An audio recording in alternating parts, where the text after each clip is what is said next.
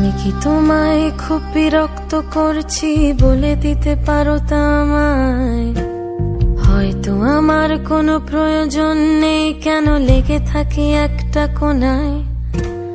আমি কি তোমায় খুব বিরক্ত করছি বলে দিতে পারো তা আমায়? হয়তো আমার কোনো প্রয়োজন নেই, কেন লেগে থাকি একটা কোনায়? তুমি বলে দিতে পারো তা আমায়, চিঠি লিখবো না ওই ঠিকানায়।